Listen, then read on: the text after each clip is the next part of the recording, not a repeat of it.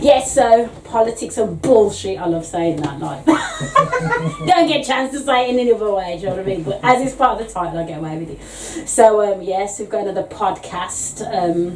Hour long this one because I know you like to chat, and this one's like to chat. Is that why we're here? Huh? Is that not why we're here? Well, not for an hour, yeah, but not like 3. Hey, sometimes these things go on and on and on, but still, all good. Anyway, let's do some intros, because I think we should. So, I'm Karen, and I'm one of the hosts for Politics and Bullshit. And then, well, we know you, but you better introduce yourself anyway. I'm Greg Rogers from Make It Change Studios, also one of the hosts of Politics and Bullshit. But as Karen said today, Yeah, I'm guesting, gonna get new. Okay. And then we throw it over this side. Guest, first time to the show. My name's Philip. Glad to be here. Please to have you, mate. Please to have you. Wicked.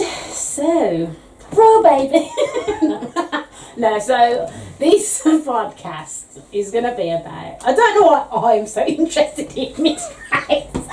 I don't know, it's because I've got like quite a few friends and family and stuff, and I used to always think about experiences and stuff like that. So I kind of thought we'd do one about mixed race. But the first thing I need to ask is, because I got pulled up on this, that I shouldn't be saying mixed race. So are we comfortable with mixed race, or are we not? And if we're not, then I won't say it. We'll go over here first, Phil. Not offended. You're not offended. Not offended at all. Greg. I'm not offended at all. I think it's a thing with the times, isn't it?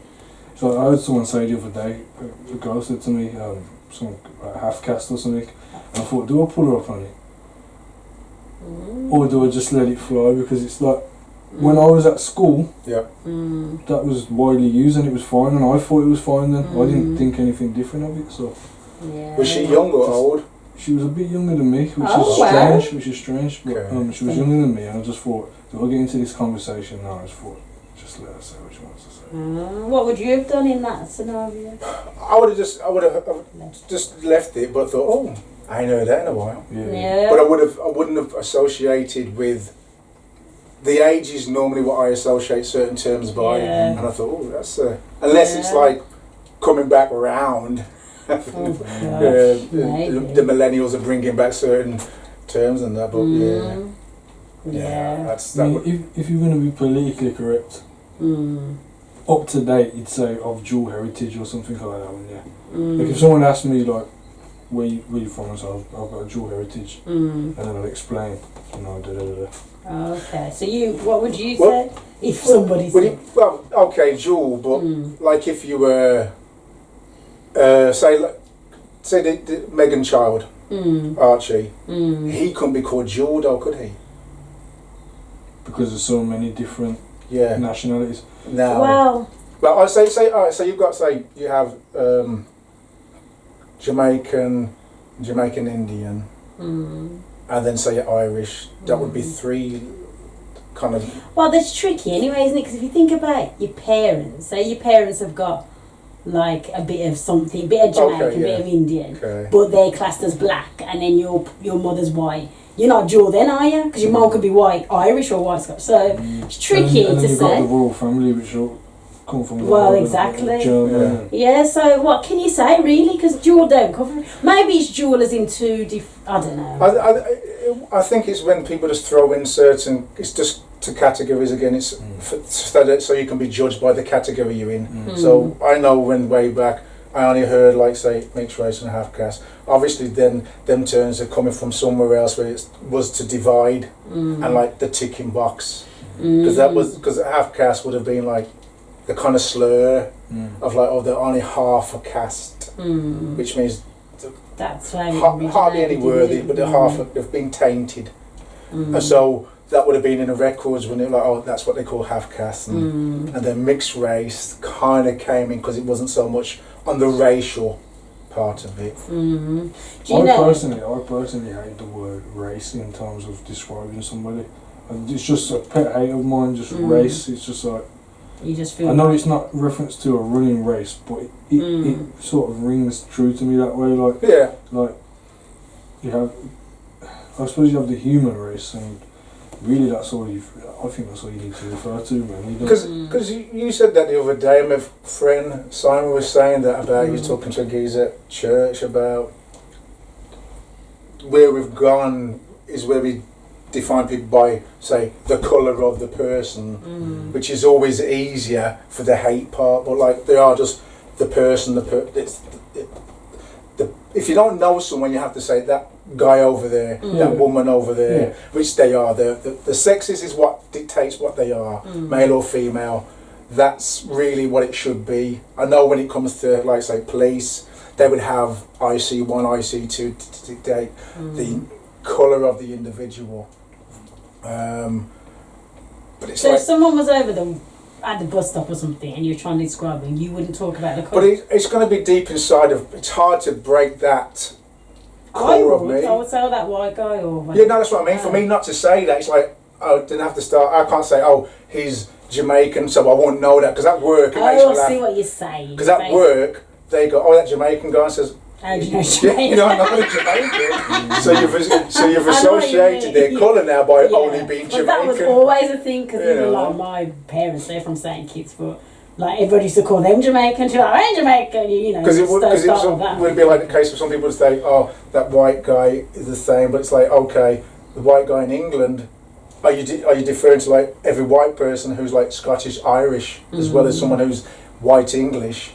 Because like Scottish and Irish, when they came to England, Well, it's a different they were culture, isn't treated by white English go back, and so you know it's a minefield. It is, So it is, that's why you just don't know. I remember at school, like you say about half caste, and that was like acceptable. But then me and my friend used to call people halfies. Oh, he's a haffy? Can you imagine? But that was us being like, yeah, like, well, that's alright. I know it got really bad when I heard people, I heard mixed race people referring to themselves, or referring to other mixed race people as a breed. Oh, I've heard that. That's when I started thinking. Oh, I'm surprised at that, because I thought that was a derogatory thing. Yeah, it is. well, Maybe. it's once again Is it that thing where people say it's a funny one because it spins from like you've got nationalities where they see and have those nicknames and they just bleed through, because you've got like red bone and I was checking the other day coolie, and that was for someone mixed race. Oh, Yeah. And bounty, I know a lot of Indian use bounty when somebody's more so-called acting white or European than Indian roots. They call them a bounty, don't they? And I remember that at school. What was it? Bounty hunter. Oh, I heard that one. I remember that. I think the bounty hunter was going for someone that liked black people. So if they were white and they liked black, they were a bounty hunter. Wow, weird. Yeah, but- Well, what was interesting, because I was looking at some stats, and you know, on the census, on the 2011 census, that was the first time, 2001 was the first time they had categories for people who were mixed race. Can you believe that, though? Was it saying like Irish and It Caribbean or was something? white and black Okay. Caribbean, white and black African, Okay. white and Asian, and then other mixed. And that was it. But prior to that, so prior to 2001, Probably just other. yeah. Okay, yeah, it was. What? Yeah. I just think that's really interesting as a society that you are classing people as other because they don't fit into a box. And then 2001, somebody thought, well, actually, there are these people out. So I was just thinking, like, how does that make you guys feel? Do you feel like a bit like, where do you sit in society, or do you really feel like, yeah, I know my place in society? Or have you ever felt a bit like invisible as never? Me feel invisible. Just no, but do you know what I mean? In this, No. Like I think that box on a census or on a form of any sort, I think it should be open for people to write what they want to write. It shouldn't be like a tick box exercise. It should be like nationality or ethnic origin, and then you write what you think your ethnic origin is. Because then I'll just write something like man of the world or something like that. mash up all the statistics. Well, because the nearest one would have been, as you say, like British. That's the easiest thing, and it's like you don't need the breakdown, because it's like if you were to write down, say, Jamaican and say Scottish okay, what does that actually mean for you? What does that mean for your business? How does that change things? Yeah. Will I celebrate Burns Night? Will you allow me to have that day off? You know, like Eid, right? Now, say I've put down I'm half Scottish. Will I be able to have Burns Night off? There's no there's no reason for you to know that. Yeah. British is like whether you can work in the country, you got the green papers, whatever. That's it. That's all you need to know, really. You don't need to know. I know they say it's like a ticking box, but So I'm going to do equal opportunities forms as well, and they say to do the equal opportunities forms so they can offer equal opportunities to everyone. But surely, if you left that off, there would be equal opportunities because you'd be giving people a job based on merit rather than. Yeah, but that's still an equal opportunity. I know, but then it depends who's giving you that equal opportunity. That's the problem. How do you mean? Because if you're saying it's all about merit, and then that person, whoever that person is, depending on how you put things across, that might be. Say if you were middle class, I'm middle class. I'm picking. I don't know who you are, but you use certain words that I'm familiar with. I think, oh, this one sounds like the kind of person that I want to employ. Is that like verbally or written? Yeah, written. Oh, written. Yeah, written. Oh, okay. Yeah, you're right. I think, oh yeah, I can understand it. This is my kind of person. I'd give them a job. So you've got a bias anyway. So I don't know if you could ever. Why would that have anything to do with race? By the words that people are choosing? Because I know when I write applications and I phone people and stuff like that, and say my name is Gregory Rogers. I've got the whitest name going. No, I don't and know. I'll probably come across like someone who's probably well educated. No, I don't think that's going to do with the race. I was thinking, because you were saying if you take out the race, then everyone's equal. That's what. No, like if on the form, say. Yeah. So if one job doesn't have the form of what nationalities they are, then you have to just turn up. Yeah, no, not turn up. Oh. Did you say turn up? I mean, like if you hand in an application form and and everyone hands in application forms, it's equal, isn't it? There's no, this person's black, so I have to give them. I have to make sure one of those goes through. Yeah, but I'm saying you've got your application form along with everybody else. I don't know what you look like. Yeah, you've written it down, but I'm choosing who I want for that job. Okay. And say I'm a middle class person. Okay. Say I'm white middle class guy. Yeah. But then there's the issue. It's not really to do with race. It's more a class thing, isn't it? Well, I'm saying that it's not equal. That's what I'm saying. Whether it's race or not, it's never going to be equal. Because you're saying, I've put that in, Mark's put his in, whoever's put his in. There we go. I'm going to read it. I've got a bias already, haven't I? Because I'm thinking, actually, the way you've sentenced that structure, I like that. It's got something about you. So I don't think it's ever going to be equal, whether it's class or. So it's dependent on who's employing you, depending on how their employment. Yeah, the interview. Whoever does interviews, they're always going to have a bias anyway, aren't they? Because it's their company. Not necessarily. Well, no, but if it's a company that they want you to join. Yeah, but it might not be their company. Well, yeah, but they're representing the company because they're doing the interview, aren't they? So they're going to want to have someone to represent the company. Yeah, but I think it's probably worse if you walk in the door than if you've got it written. I think. Because I think people probably go, and it's not even always race. It could be just how you look, how you're dressing. Do you know what I mean? Because you could be a white guy and dressing like hip hop, and you think, I know I'm not. Do you know what I mean? You could be a so I think, we're going to be off topic here, really. But I was just trying to explain that part. But I have got some questions because, I think it's interesting because you both got kind of, although it's like.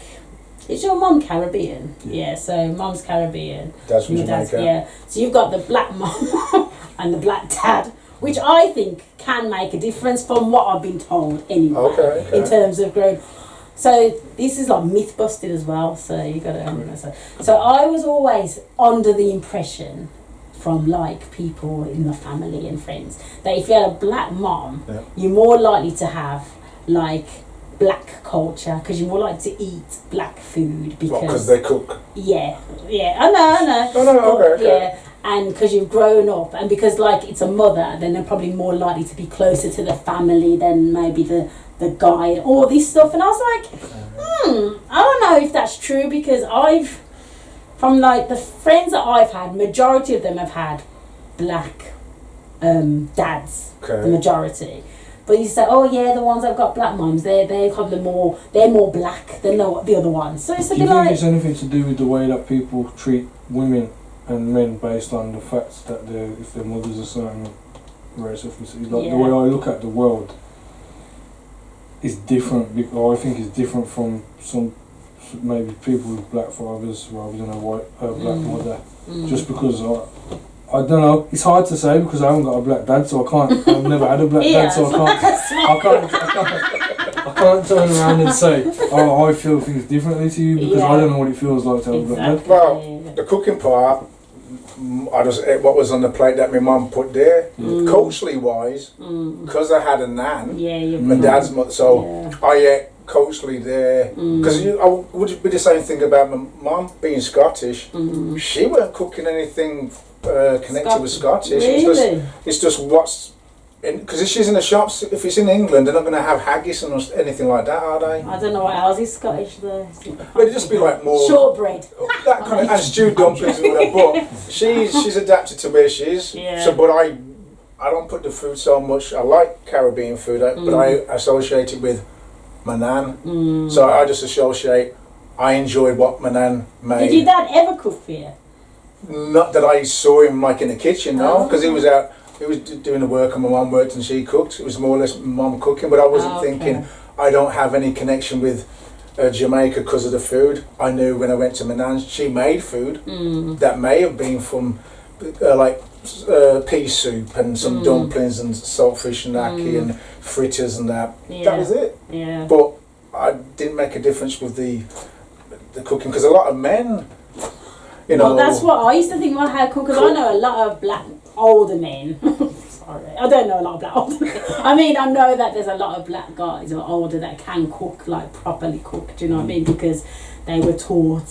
Well, what? Okay, so yeah, so on that, yeah, so just like My mum used to cook all sorts. My mum did. It's not like she cooked Caribbean food. I would have cottage pie, corned beef, and rice and things like whatever.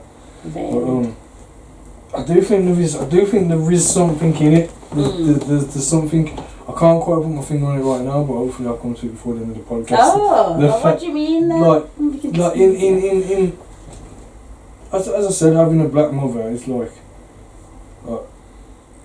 I don't know. It's hard to say without being slightly offensive. Offensive. Because I think that I have a this could just be me though. I think that I have more respect for black women because my mum's a black woman. Well, I can understand that would make sense. But then the opposite would be, why would I not have respect for my nan, my aunt who are well, not black? that So you wouldn't have. but on that element I would still have to, because I know then my aunt is my dad's sister. Yeah. So on that, well, I'm not maybe possibly emotionally. It might be stronger with a female, which would be in any format, white or black, because they term a lot of men aren't really a lot emotional with their children because how they were brought up. They say like the Caribbean men, how they were brought up are quite standoffish and not very showing of emotions. Then I could say my dad was the same. My dad was white.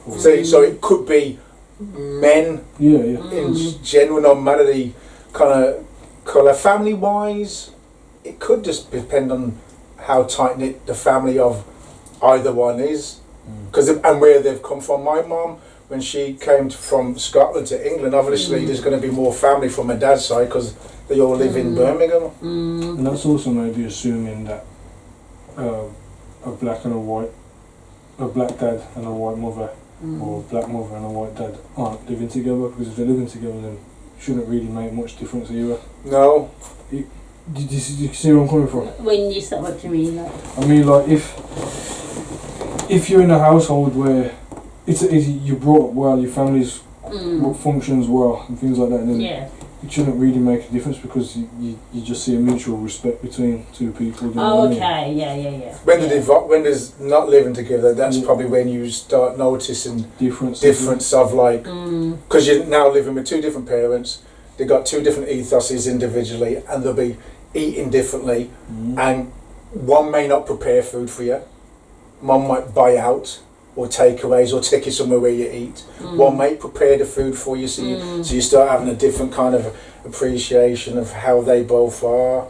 Because I know. So if you have like a stable. Because I live more. My life has been live with my mum, and then my dad, I see him and everything. But I lived with my mum most of the time. She So might have brought you up. yeah, so I would say it was just being looked after and raised by my mum, as in like nothing culturally, just the fact of, because my mum didn't bring culture stuff like, oh, you got to learn this, it's the Scottish thingy, but throughout time we've learned more, because like the internet, my mum's learning things about her Calhoun motto and that I'm finding for her, but it was just my mum, nothing, even Scottish wasn't forced down my throat as such. It was just like, you just heard us. Neither was like Caribbean or Jamaican culture for me. Like my mum never really pushed anything on me. Like it was always, both my mum and dad always just let me live my life how I wanted to live it. There was times when I would sit down and I would come on with a DVD of Roots or something and say, I'm going to watch this, and she'd just be like, just be careful because it will make you angry or whatever, and let me do what I'm going to do. She would never really force it, like, you know, we were slaves and and this happened and that happened. It was never like, my mum always, since she came over from Jamaica, always tried to just function well in this society. She, if you speak to her on the phone, you wouldn't even guess she was a black woman. Like if you heard her on the phone, she's got the the telephone voice. what age did she? How old was she? She was about 15, 16 when she came over, so she was quite young. So she's a British woman. Do you know what I mean? Like. My dad was 10. He was 10. Oh, yeah. Straight into boys' brigade he was. Them were the days. But no, yeah, I think it was that kind of thing. I think there's nothing forced. I know some people want to try and culturally, because schools really didn't do anything culturally. So for me, I didn't really expect to get taught. I hung around culture centre, as you say, Roots and stuff. But Roots to a lot of people was new as well. To some kids watching it, they're thinking, oh, and then everybody, as you say, was quite vexed coming back to school and things like that. But it was an emotive story. But then back in school, we didn't really have much about. I'll be honest. After I watched Roots, I was angry with my dad. I only recognise it now, but back then I just felt like I felt a way towards him. Why? I felt a way towards my. Because he was white. Because he was white. Is he English? Well, my dad. This is where it gets complicated. Okay. My dad. There's talk of him being a bit Hungarian, but I know his mother was Welsh. So he may be half Welsh, half Hungarian, but he was raised in the UK. Okay. So and I think for me, because the Welsh, it's why I always find it strange, because like with my mum going through certain things, like say to go back, they were told her to go back to Scotland and people wouldn't have her for work. I connected that to like being black as well, of how she was treated. Okay. So I never really saw English. I saw my mum Scottish. I'm kind of with her as like how she was treated, how my dad may have been treated. So I was like insular to like, she was Caucasian, but Scottish and Scottish people weren't treated well in England. So like how like the Welsh weren't even treated well by the English in England. They had wars as well, didn't they? So for me, when I did, like the slavery part and seeing of things, I thought, okay, there is a bigger picture. But I looked upon my mum and I thought, okay, her complexion, and I know Simpson is Scottish. Simpson, yeah, that's from the Scottish people that had slaves. Oh. So that's quite and I thought, I always laughed at that, how Simpson was in the Caribbean, was a okay, your name, yes. Even I figured that out. I'd say, who the hell's the Simpsons? So the Simpsons with Sergeant. Because a lot of slave owners were like Scottish and that. Was it Bob Marley's father's Scottish, wasn't he? I don't know. It's the same. It was good you made that point, because I was just thinking another thing about your household as well, which you haven't mentioned, is the music that's listened to in the house. This is weird because my mum always used to listen to Eric Clapton, Michael Bolton, Simply Red, Kenny Rogers, people like that, as well as black artists, Motown. She loved Motown, but it was my dad that used to listen to your Bob Marley's, your Lauryn Hills, your Scar, and all this stuff. He's really where I got the most influence for how I perceived the world. Because obviously if you're growing up listening to Lauren and seeing what's going on with Lauren and listening to Bob and what's happening through his journey. I would say that's a nice one, is the, as you say, music wise, because my dad, once again, Simon Garfunkel, mum Rod Stewart, dad's from Rod Stewart, and the dad had a lot of John Baez, a lot of Bob Dylan, as well as your Gregory Isaacs and your Bob Marleys and things like that. Mum, because she didn't have a record player, it would be radio, but she knew a few artists and such. But my dad, with him having music, he was had a wide range because he was more political. So it was all the performers that were more political wise, which would have been Simon and Garfunkel and Paul Simon and such. So there is something in itself, isn't it? The fact that maybe, I don't know, this isn't a big assumption that maybe like men would listen to more politically driven music. I don't know. Don't know. Maybe that. I don't know, because I know if it's more. If you look at the music wise, politically wise, it's more men that were given the voice to speak, and then they're dictating where they see the man and the woman principle. So the man would follow that if he's been told that, because it depends on how many voices are being. If you were to say how many voices of female Caribbean singers came out compared to male. Oh yeah, well that's not a patriarchy, isn't it? You know, so and then it's and then you kind of you follow that ethos of what they're talking about politically. That must feed into the fact that depending on what race your father is or your mother is, that must feed into the because if you're talking about, and if you broke it down and you're talking about the white male role model in music and the black male role models in music, they're very different, I think, in terms of okay, so let's look at it now. People are looking up to artists like people that are successful, like Jay-Z and things like that. I know everybody listens to Jay-Z and stuff, but normally if you're a young black person, you're looking in the media and you're looking in music for people that look like you, that sound like you, and that have gone through or understand the plight of people over the years. Whereas if you were a white dad, you'd be listening to more your Bob Dylans and things like that. My dad used to. I'm contradicting myself because I just said my dad used to play all sorts, but I think in general, I think I was blessed that my dad was quite diverse in what he listened to. Whereas I don't know if that's always the case. And I think that would have a lot of bearing on how the child. That point when you just said about you look for people who look like you in the media, because I know when I was growing up, there's hardly any black people on telly, and I don't remember a lot of mixed race people on telly. So, how did you ever feel? I know I feel about that as a black woman, not seeing hardly anybody black on telly, but. What about you? Because I think it's even less so for mixed race people. In fact, who was known to be like? The nearest two people that I kind of connected to. Fatima Whitbread. No. So four. That's four. Then okay. Two athletes. So you got Daley Thompson. Right. Fatima Whitbread. Yeah. Then it would have been the guy in Porridge. Yeah, he had his little afro and he's Scottish. Oh yes. Oh God, that's a good one. And then somebody Tyson, Kathy Tyson. Okay. What about you then? Because this is back in the. But I'm a bit younger, so when I was growing up, there's probably a bit more people representing. So,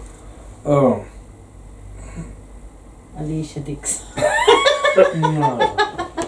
Craig David. Okay. He's mixed race, isn't he? Yeah. Craig David. That's about it really. I've based my whole life on it.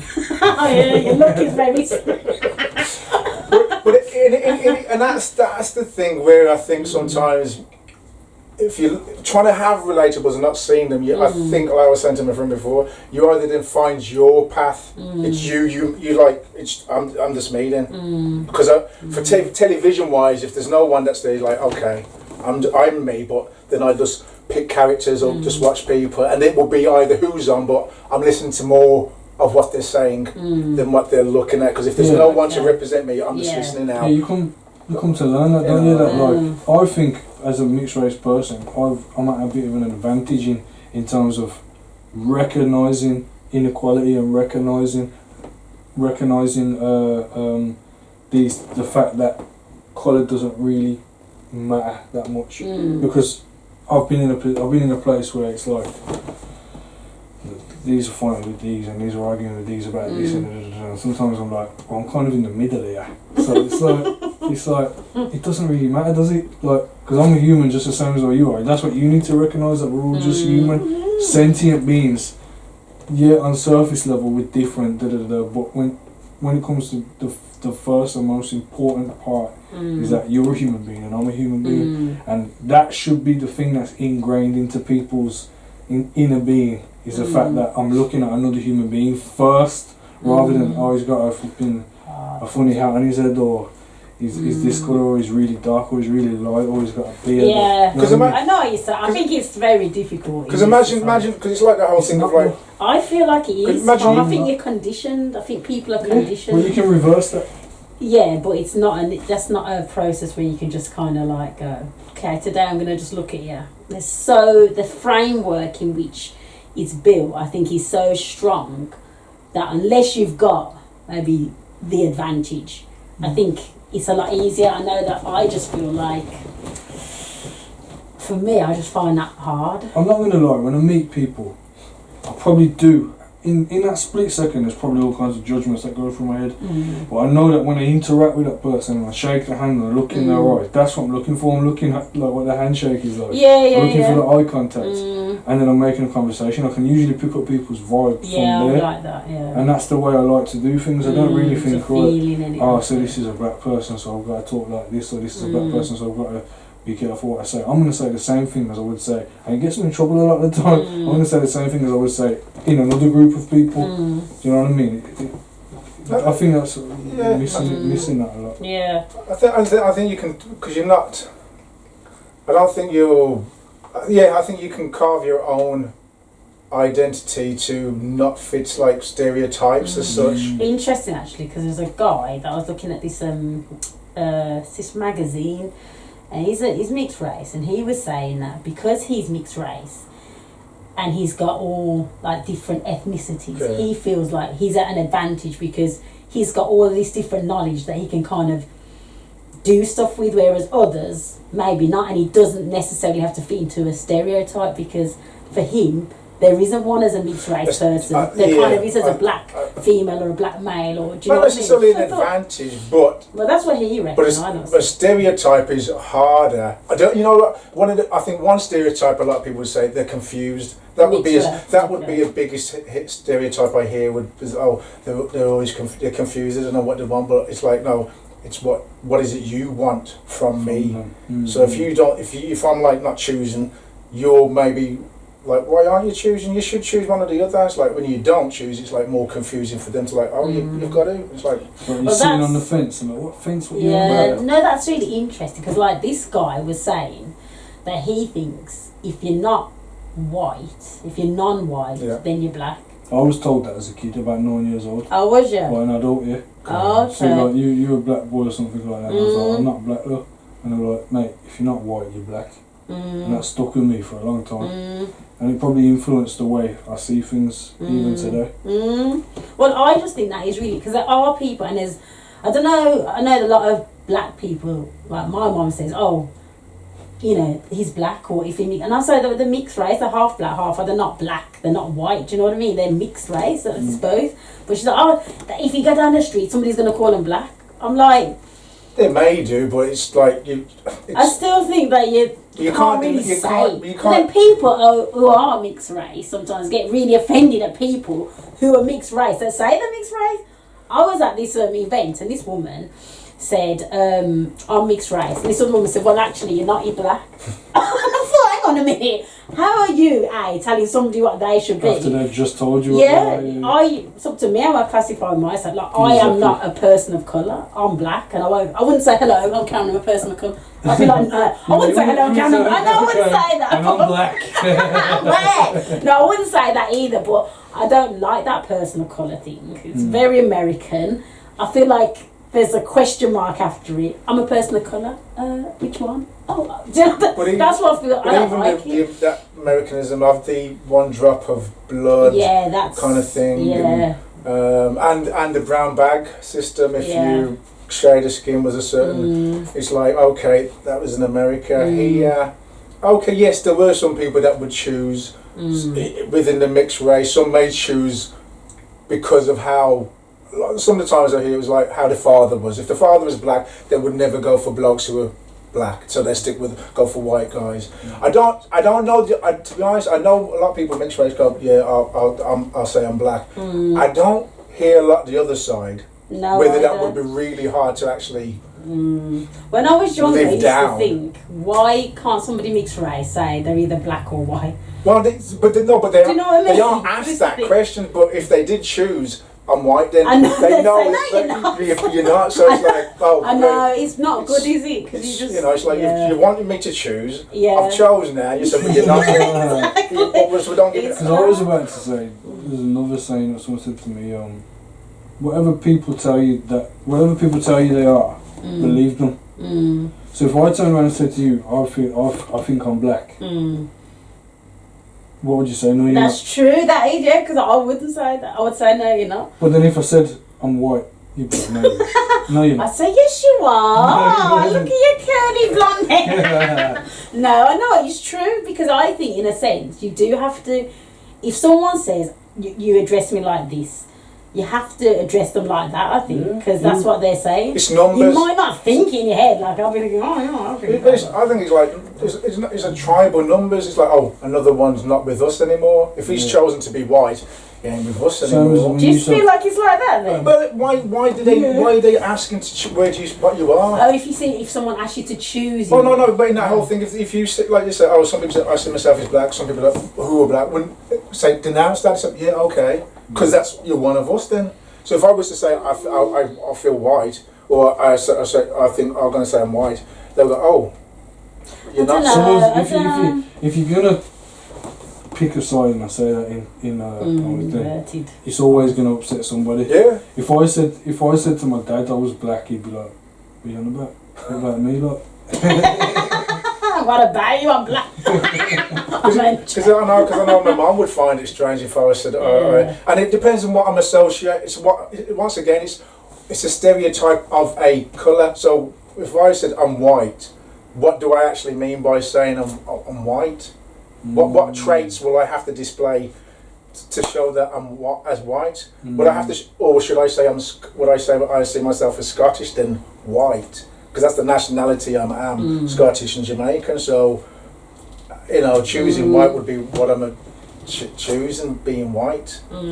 So that's why I always really found it hard to choose. And the crazy thing is, nobody is white and nobody is black. Oh, I know. So to say I'm white or to say I'm black, it's like just it's like the simplifies very things, extremes of something, Yeah. isn't it? Even nationality, some people who think like the whole argument with the others is like, I'm English, and it's like, okay, you got to define what English is, because if we've had conquerors, the French and the whatever, what is English? Because it's from our time. French have come over. Yeah, the Vikings. You got all that. So and Danish and Swedish and that. So you're gonna. It's like it's very hard, and that's why I think it is a tribal. Like you're with them and you're with them there. That's it. When it comes to a battle, because imagine the lights are all switched off and everybody has to get to a boat. But if there's 10 of you on the beach, you all run to get to the boat. You don't question if there's kids and that. It's like everybody has to get on a boat and that's it. So it's all about survival as a group. When you don't know who, if it's all as a team and nobody knows what sex or what colour you are, you get to this boat to survive.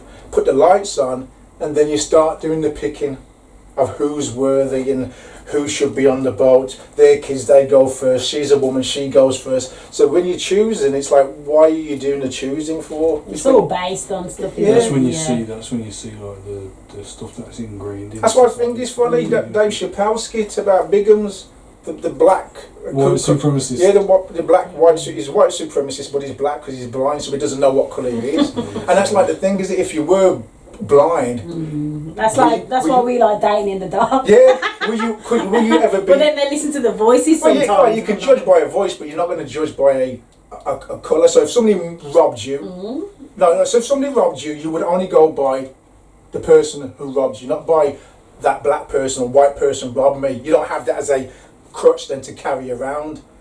If you can't see, if you don't, look at that Liam Neeson thing. No, but he's not blind though.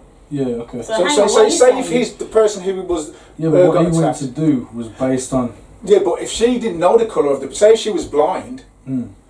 he can't judge by the colour. He's just judging by the act. Right. So you can't carry. You're on about a blind person. Yeah. So a blind person, if a blind person, they are not judging by the. They're judging by the act, aren't they? Mm. But because we're judged by that person, that black person. But what if they say, well, what did he sound like? 'Cause that's the first thing they say. Yeah, but That's the real test, isn't it? If they said, what do you think he looked like?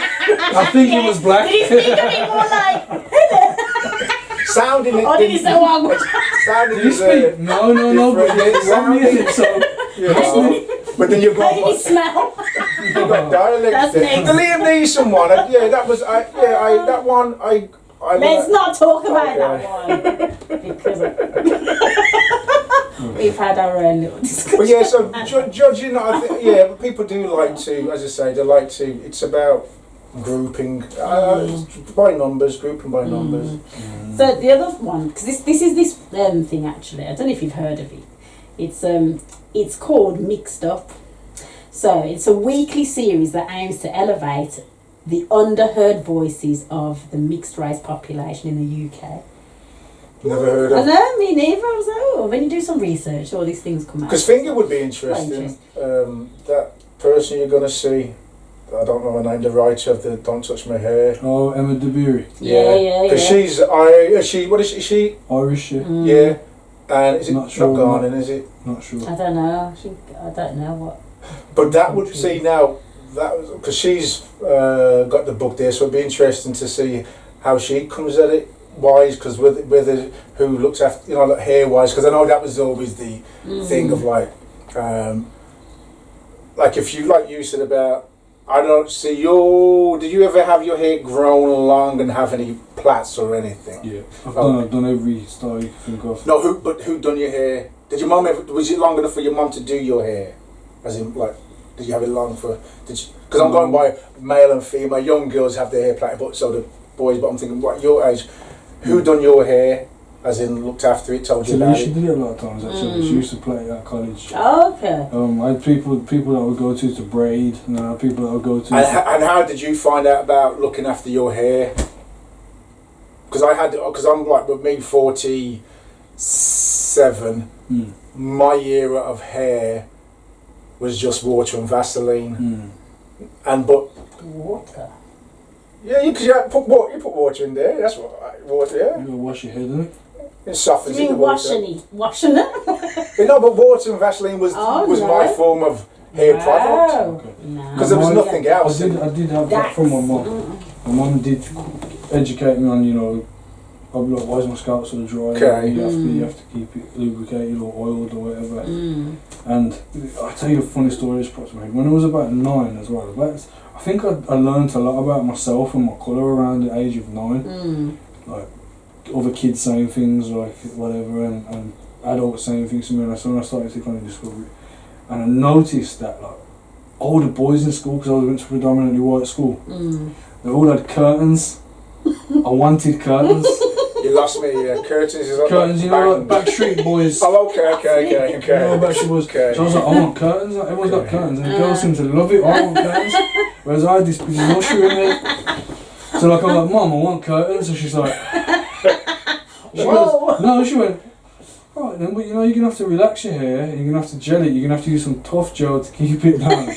And then you're gonna have to brush it all the time to keep it in shape. And I was like, yeah, whatever, just get me curtains. So she relaxed my hair, went there, water, stuff in my hair, and I used to go to school and I had curtains. But I'd walk around all day thinking I had curtains, and I'd get home and my hair was like that. I looked like a naughty professor. But when did that happen? How long has it been like this? Blow up. Because I know that even that that whole thing of like hair is a strange one, because I know, as you say, for me it was just the afro or getting it cut short.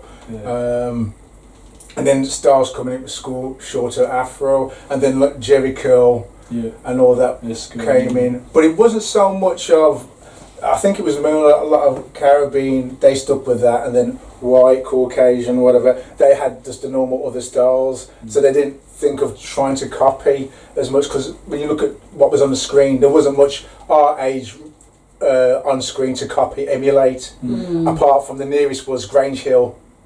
But in Grange Hill, it was just afros. Nobody had any other hairdos. You had the plaits, but it was just afros, so that was what was copied. But later on, you had more different hairstyles coming in, which other nationalities may want to copy. And so when I was younger, hair was a funny one, but it was both sides. My dad never came forward and saying that he was bald, so he couldn't tell me about hair.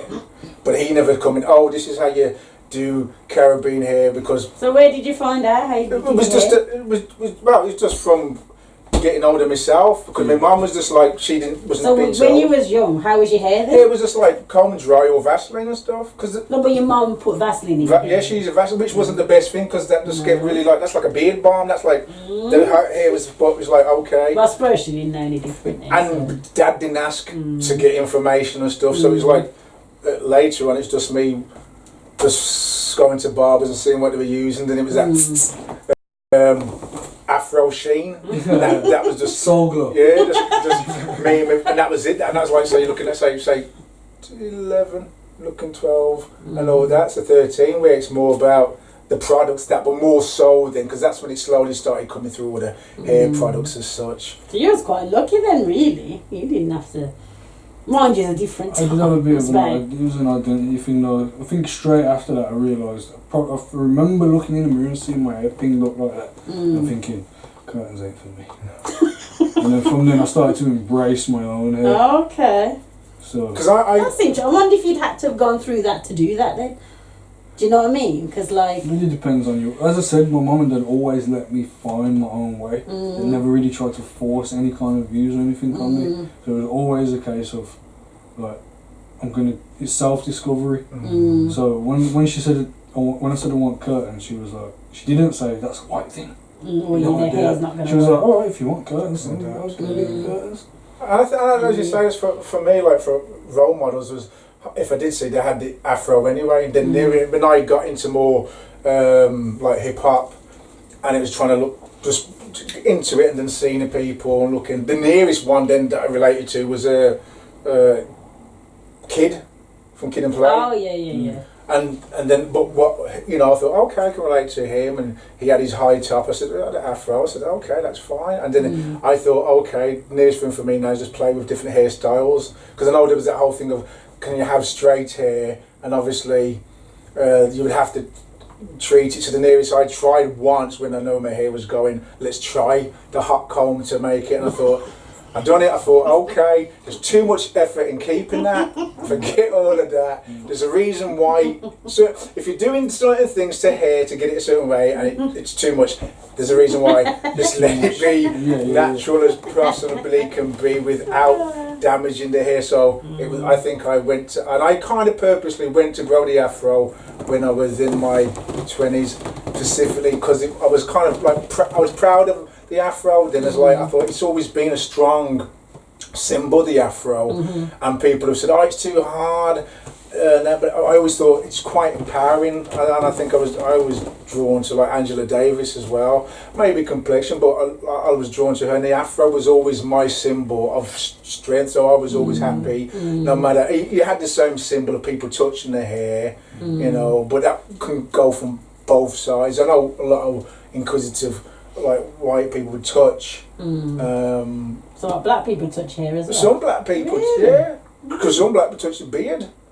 Yeah, but that's... But no, it's still... And what about that woman that was like feeling up your face? That was too much, that was. And I feel like, I don't think anyone would do that normally. No, but some... How many people feel your beard? But some touch the beard because they want to see what it's like. Do they ask? No, yeah, it's the same thing. But it's why do you want? It's the same thing. Can I touch your hair? It's just they're asking. But the thing is, like, that you don't even. But it's an inquisitiveness. But I would say yes. I think hair was quite interesting for the race thing. But once again, father. That also can depend on the type of hair you've got as well. Yeah, correct. Yeah, because I know my hair, and that's one thing I kind of wanted. was more tighter hair to keep the fro in shape because it would blow in the wind as such. But then people would moan about it being too unmanageable. But for me, I was happy to do the comb it because I wanted it. But I was like, with what you're given, and that's what you dealt with. It was like okay, and then it disappeared and dropped off anyway. So I was like, okay, yeah, and I wasn't never ashamed. I think one thing of it was never ashamed to be mixed race. I know at school I was derivative of like yellow man, they would call me a lot at school, and I thought okay. And funny enough, it's like for everyone in different years of the school would call me yellow man, and I'd like they don't know my name, but there's yellow man. And they say, oh, yellow man, go out to Blues the Theatre. Oh, there's yellow man. I'm like, it was popular. and then it was like, it was like me, like when I was at school, anyone that was a black female, I was that person. okay. I was Michelle Gale. I was Eternal. I was like, you know, and I was like, hello. Scariest place. I was like, anyone black, female, I just felt lazy. Lazy. I still get that now. Who do you look like? Craig David. Really? You don't look like I'm not nothing like him. But just, oh, you look like this person. And I will say to them, why? Because I'm mixed race and I'm a man. But, no, don't be like that. You look like him. You do look like him. I was like, look nothing like him. I'm telling you. I look nothing like these people. You say that. Drake is another one. I get Drake. Yeah, but at least you're getting the kind of colour kind of area. I get Jamiroquai, the guy. Really? What? Yeah, I get compared to people who are white. He's not white. You know, the doctor asked if I was wearing fake tan, and I says, sorry, yeah, you wear fake tan. And I says, Well, you do see some girls that look your colour who are white. What? Yeah, but it's like okay, no, you know I'm. Why's the doctor asking you that? Because I was going there for like feeling a bit low, like energy wise. He says, oh, and he's looking at my skin, thinking, oh, it might be your liver or your kidneys. Yeah, the man my liver or my kidneys.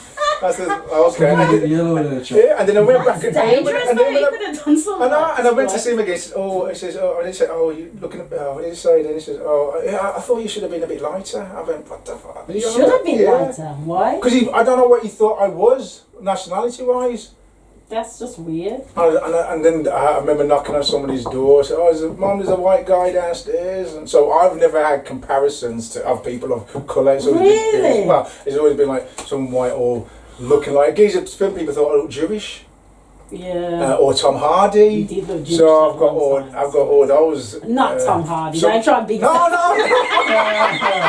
You call Tom Hardy. Yeah, right. Funny how the good looking one. Oh yeah, that's what they used to call me. Yeah. So for me it was always that mixture of being called from majority because majority was all black people because they only would have known who Yellow Man is to a degree. So that was that from that school. And I think that was only kind of like and then I thought okay, it wasn't an insult. It's just like okay, I saw Yellow Man and he sort of did he suffer? Was it albino? Yeah. So I was like okay, and I thought okay, and I felt no way on it. I was like okay with that, but you know it was a funny year I think, but then I just moved out of that. I thought okay, and I always did notice more people black were asking what I was and where I'm from and things like that. And then when I did say, it was like wasn't really important. So it was like, why did you ask? And I always was intrigued of what is it you want to know? Why? You never asked them like why? No, I'd always just said I'm Scottish. Dad's from Jamaica, and that was it. So, and that was it. You know. But once again, I'm thinking it's another part of the revolution. You know. What I was interested about was this royal baby, this Archie, and on the news they were describing him as Anglo-American. Oh, is that what they're going for now? No, it was that one guy, wasn't it, that reporter, and he got proper, after he said it, he was like, just let me gather my thoughts. Did you see the video that went with that though? Yeah. Is that what they're trying their best? Anglo-American? Yeah, I was like... And there's these subtitles coming up underneath saying, don't say black, don't say black. it's really funny actually. And he's like, just let he me was gather getting my himself thoughts. into such a state. And Where was he, from here or from America? What was it? Oh, okay. Yes, Nicholas Witshaw, I think he is. Getting himself to the right stand. I thought, I can imagine the amount of meetings that have been had. Okay, how are we going to refer to this baby? Do you know what I mean? I'm just like... The thing that I thought was, why does it have to come into it? It's a baby. I just celebrate when the other kids are born. It's not like this is the 100th white baby in the family. It's what's the point of saying it's the first black baby or it's the first? Oh, he's got the roots of the father. He's got the hair colour coming through. It's no, as you say, it's just the baby. Well, it was that thing that Ian Wright did, didn't he? He did this thing on social saying, there's a black man in the... I thought, hang on a minute. Why are we saying this? And funny thing is, with that kind of, say, because there were a few memes about, and like from a few black people sent some memes that I saw, and once again, if you were a child, that then creates once again the problems of like, oh, what am I supposed to be do I supposed to look like that? Because the memes were of I saw one with a black kid with a crown on. Yeah. There was a baby wrapped up with a black guy in a penis. Right, I thought, and then a black kid going, Wagwan. And I thought straight away there, you've ignored it or not acknowledged anything to do with the charge. It's what you've But also, put on. like, all this stuff was like, I mean, the mum is American. I don't know if she's Caribbean or African, like, I don't know. Okay. But why is it all this, like, Jamaican stuff for starters? Do you know what I mean? Like, Wagwan Granny, all this business. But that's once again the stereotype, that's not a healthy stereotype, because that creates, like, you've not acknowledged the child's of two races, as mother and father, just say of mother and father, but you're not wanting to acknowledge one. You've already divided. You just haven't said it's a child born. You've divided. You know, it's like, why do you want a divide? Do you want the child to divide? Because if it's growing up and then you see images of what people say you should be like, you do get a complex and say, okay, well... I think it can depend on how you look as well, because if you are mixed race and you're darker, I know mixed race people that are like my complexion, and I'm thinking they're going to be looked at differently to other mixed race people that I've seen, and I'm like, you're mixed race, because they're like blonde more or less. I've got friends that have been treated differently. One of my best mates is mixed race as well. But his dad was mixed race as well, and his mum was white Spanish, somewhere down the line. He was always treated different from me. He had lighter skin, he had piercing blue eyes, or has piercing blue eyes. And his hair, was it? Afro hair, he'd always have a big afro. And I'd have an afro as well. And then we got a job together one time at this place. And he would always get let on the bar. We was about 18 at the time. He would always get let on the bar. And I'd have to clean up sick and pick up bottles and be around, like, out of the way kind of thing. And it was always like, how come he always gets to be on the bar? And then someone said to me, well, he's got piercing blue eyes for a start. Like, it does, them little things there do make a difference. Because I had blue eyes and blonde hair when I was younger, and then the eyes changed. So that part, like, but it is once again, it is interesting where, as you say, the blue eyes is always like, as an actor, they always increase his eyes, the tint of his colour to make him really blue, and then that kind of does sway towards the perfect master race. Yeah, that blonde, blue-eyed, blonde hair kind of thingy. But once again, I think you're dividing the game by the colour of someone's eyes, which is sad. But were you good at the job though? Of your, you know, when you're doing the bar. Yeah. Did both of you do the bar? I never got a chance to. Oh, not at all. No. Too black.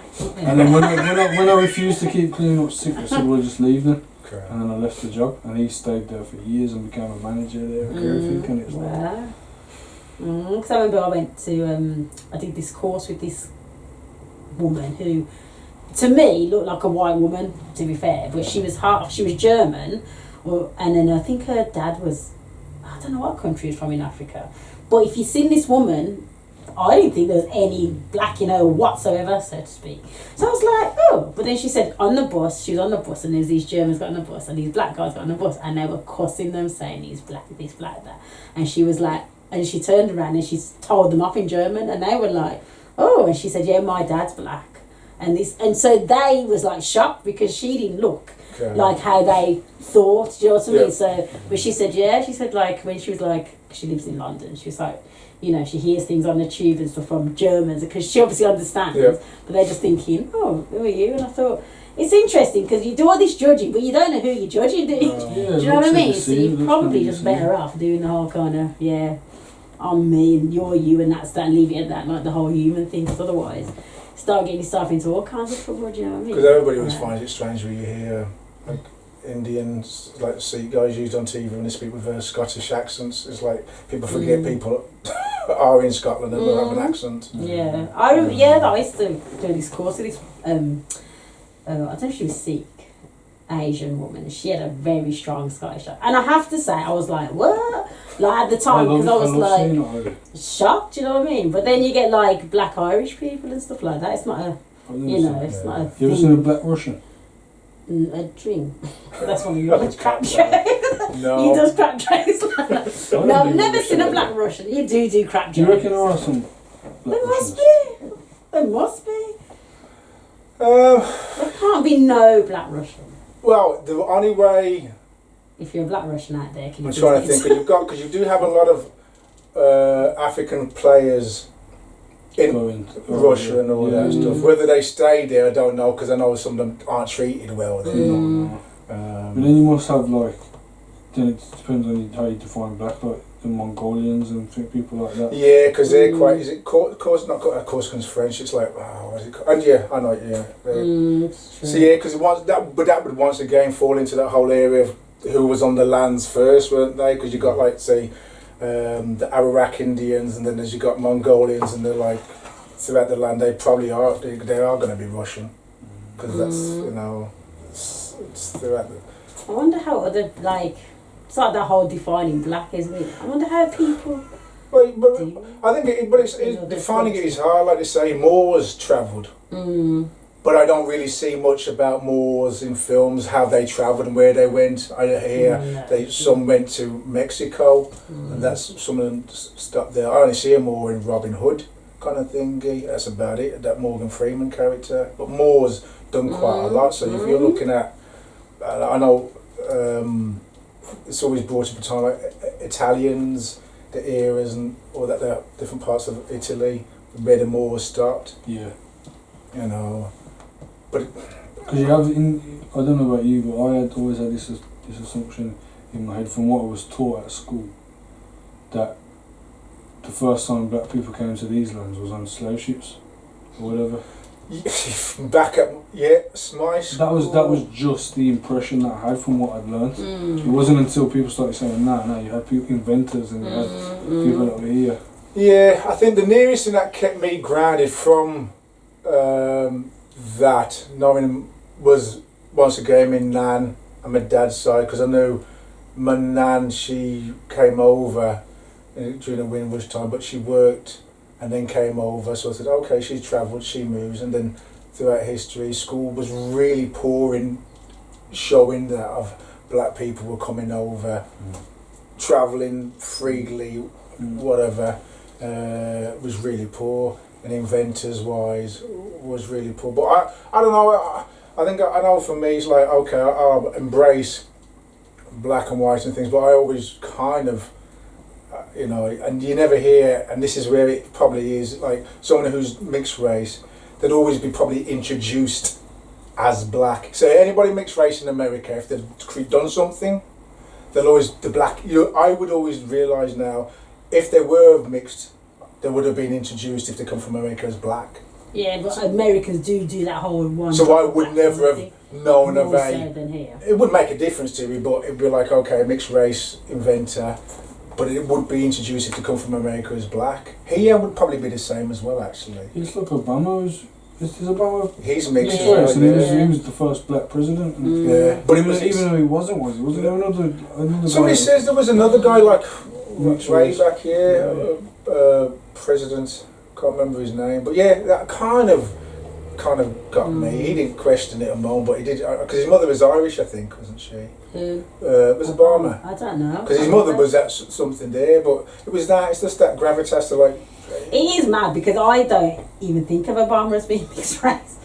I just feel like he's black. I know it's weird because I feel like maybe because I don't know. Cause sometimes like how someone's introduced and how, I don't know. I just feel like he's black, but I'll probably. But like as you said though, you wouldn't say someone was white, which is not like if somebody was mixed race, you wouldn't say, "Oh, I see him as white." No, I think it's just the way he is and stuff. I don't know, but I feel like maybe because yeah, but if you really break it down, if you're talking about someone who would, if you could act white or act black, I would say he was more leaning to the white side.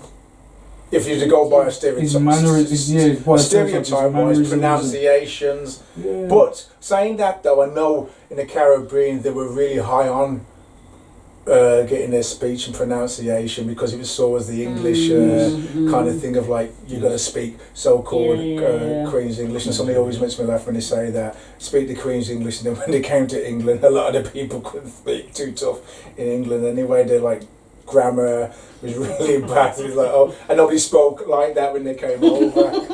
But it is as I say, I think the more trouble is stereotype of what a person should act like. Or what is there a mixed race stereotype? But that's what I said. Is there one? Yeah. What is What would it? you say? Because you have like when like the Americans calling people like light skin and that. No, but what's it like? If you say someone's light skinned, then automatically they're assumed to be like R&B crooners and things like that. Do you know what I mean? But I feel like Smokey Robinson. Country. No, it's like I don't know what a mixed race stereotype. Like if there's certain stereotypes of like a black female or a black guy. I just think, what's the mixed race one? There is, trust me. What is I see it. It stands out to me when I see it. And I think, so if somebody was to do it, if somebody was to do a meme of someone mixed race, What? It's usually like, imagine how people like, look how people describe Drake and that because of the way he sings and he's emotional and stuff like that. They're deemed as being more emotional than a darker black male would be. A darker black male is meant to be more masculine. You get this impression that they're trying to make out like people of light skin are softer. Oh, well, I don't. This is news to me because I don't. Now I've said that, you'll notice. Really? It was more when Drake was getting a lot of flack. The memes are like dark skinned brothers be like and light skinned brothers be like. Yeah. It'd be like light skinned brothers be like, and then there'd be a geezer crying in a strip club going, you don't have to do this. Oh my gosh, that's like masculinity then, isn't it? Really? Yeah. So it's almost like trying to break a man down because of his skin colour there. And this is why. Because Terence Howard gets to one as well, doesn't he? He's like, because he's quite emotional, Terence Howard, and because he's light skinned, they use the Terence Howard. Really? Yeah. See, I didn't know about this whole light skin is like more emotional thing. Because I'm thinking more stereotypically of like you go for gold chain wearing, gold teeth. Go for a Caribbean like a vest. You know, that's the stereotypical they go for. Look, what would you wear? So mixed race. I don't know. I don't know. I don't know. I was thinking, is there one like? Is there a positive one? Is there a negative? There isn't one. See, why isn't there one? Well, you could flip it around and say that if you're saying that mixed race or a light skinned person is more emotional, that's not necessarily a bad thing. No. Being in touch with your emotions and having control of your emotions is not necessarily. But it's funny though. It's like somebody would look for a trait that they associate to a race. So, like, say if you were mixed race and you say you're crying, it's to make they'd use that trait to be that way. Like, say if you were well spoken, they go, oh, he's trying to speak like a white guy. I always find that strange, speaking like a white guy. It's like, what are you saying about people who are black? They're not well educated. You know, and it's funny. Yeah, that's why that Obama thing. I was like, what? Because a lot of stereotypes are really degrading or belittling, but people are happy to perpetuate it. Yeah. Which it doesn't make. It's not an uplifting. A stereotype. It's not an uplifting one. It's really. This is the thing, though. I've said this on the last 2 podcasts. Everybody wants to be a savage these days. Everybody wants to be savage to the next person. Everybody wants to like put people down and think it's hilarious. And it's deemed as banter. It all gets put into it's just banter. It's just banter. Like, no, stop it. It's not just banter. There's more to it. And look, you need to look within yourselves and kind of see that you can't keep going on like that because it is creating a divide, more and more of a divide between more and more people. Do you think it's worse now? Like, if you ever felt like there was a division. Do you feel like the whole race thing's like? I don't think it's. To be honest, I feel like it's worse. I don't think it's changed at all. I think it's more visual what I can see now through social and stuff. Yeah, it's and like somebody says, like they're using mediums to keep it perpetuated, and that's like they say you show things about police officer this and somebody done that, but they never have dates on. They never. It's really old stories they bring up again to keep a negative thing spinning round, and it's like they want to keep a divided wall of them over there, us there. With colour, even more with like you look at with the Europe and the divide of how the Brexit. You look at a lot of the countries, their far rights are very strong. Even more like happy now to show the torch, knowing that others are showing the torches. Before you knew of the countries, but you didn't see it. Like France, Le Pen, you knew about it, but now everybody's like, we got the torch before it, and like, oh yeah, thumbs up, and that's stronger now, which is scary. But there's the others who are not showing the torch, but still around as well. So it hasn't disappeared. No, I feel like it's getting worse. But it's like they say, if you keep bringing things from the past, not to learn from it, but you just bring it up to like, look at what they did in the past as like, this is now. It's like, you're not learning from the past. History is good, but it's what you bring out of history. Because you could bring good stuff out of history, but a lot of people want to bring the negative, so it's like you're always on your back foot watching, don't trust, yeah, they did that, this, that. Yeah. But there was other people that did good things in history of every colour and whatever, and nobody wants to, they only want to bring it up is like to, but no, they done good though, they were the first. It's like, well, no, why do we have to bring up the negatives of what people are doing? Bring up the positives and make people say, oh, they can do that. Yeah, they can do that. That like the thing now. We got the I think it's a documentary called 6888. Like it was the wax War Army. Is it what it stands for? War Army. It's an army. There was a group of women from America, and they were doing the postal service over here because we were like with the war going on, like all the mail was delayed, and they were like rifling through, and they got through quickly, and it, it's like that would have been a nice thing to show, because I know over here, GIs and that men were okay, but black guys not so much. But black women you never hear about from America doing anything over in Birmingham, and they said they were treated well. Some of them, but they were here and they were very important. So that's kind of thing of like being proud of, to talk about of, no negative, and that's a war story of like pride. How did I know about that though? On whose responsibility is it to bring these things to consciousness? Because you can't expect if I'm a white person, yeah, I want to learn about my history. If you're a black person, you want to learn about your history, which is fair enough. Which is fair enough. There's no wrong in it. Like, so if you're living in a predominantly white country, maybe it's not predominantly, I don't know, is it still predominantly white? I don't know the stats. Education wise, I don't know. Yeah. If you're living in a country whose roots are from, European culture or whatever, you got to expect them to glorify certain things. You will, yeah. So in order to for mixed race people or black people to glorify what's happened in their history, they'd have to take it upon themselves to do it, wouldn't they? Yeah. And are enough people doing that, or is it just people saying, well, this never gets mentioned, that never gets mentioned? Why not be that person? Be like Gandhi said, be the change you want to see in the world. You know what I mean?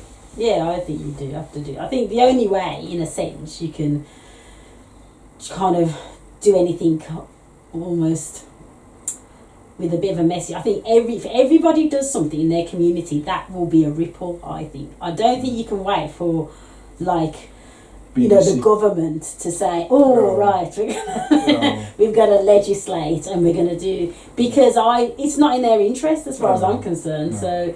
You know what I mean? It's one of them ones. I think, if I am a white male and I'm doing all right, am I going to say, actually, you don't look like you're doing too badly, I'll give you a leg up?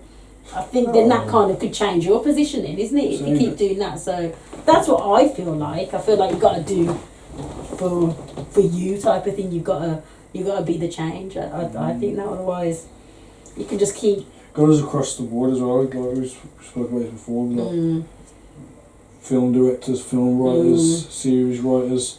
People are talking about representation in film and representation in TV, and it's like because there's not enough black writers casting black actors and things like that. Yeah, I think then the question is there space for it if someone was to create something like this? But then I know Jordan Peele, he's trying to. Yeah. And because I know somebody tried to put. I'm not saying not even Jordan Peele. Well, before Jordan Peele, though, you look at yeah.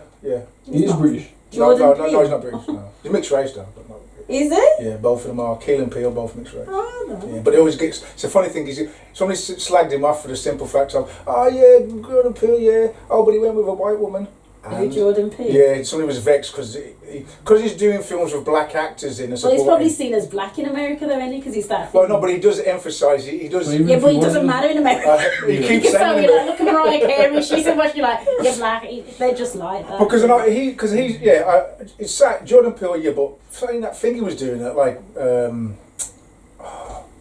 passed about John Singleton. He was having a lot of black cast in his film, but it was the subject matter was there in the area. But yesterday kind of was an indicator of the BAFTAs. When I looked at the BAFTAs, it was not a good mix again, and that was an indicator of a lot of good writers, but not enough projects are being put forward of substance, like even costume dramas. If you got black people around, men and women or whatever, mixed race, in the mirrors, there's stories there, but be gone for the cliche costume dramas of keeping it out. It still happens now, quite sad. So representation is hard. There was I went to the Mac and I watched this film. I think it was called Eaten by Lions, and the guy who was the director, he was mixed race, and it was about two brothers. One was Asian and one was white. Somebody said it was good. It's really good film. And like we spoke to him afterwards because he did like a Q&A, and he was saying about kind of how the fact that he was mixed race kind of made a difference to him in terms of, if you watch the film, it's really about brotherhood more than anything. Okay. It's not really. I mean, there's certain things that white, like certain experiences that the white child has and the Asian guy has, which, you know, part of life, I suppose. Was he looking for his father? Yeah, but it's a really good film, and I think more than anything, it was just about the love and the bond, and it wasn't really like, oh, he's Asian, he's white, and do you know what I mean? And he was saying like, kind of that's how he felt it should be, and it definitely came across. But it was interesting how he was drawing on like his experiences and stuff. He was from, I think it was Manchester or something. But once again, that was poorly distributed. Yeah, I know. British film not pushed out. Yeah. You know, which is a shame for that. But yeah, we could definitely do a film one. You'd be good for that. But you know the funny thing is there hasn't been a film about a child that I have seen about being growing up being mixed race. I haven't. I've slowly seen programs where you've got someone black father, white, whatever that, but I've never seen about growing up. The problems they may come across up with the mother and father as well, actually being together. We should write something. You know. Yeah. You should do a little play. Yeah. I would want to do a film though. Because I know the avenue wise seems to be the internet to get your stuff going.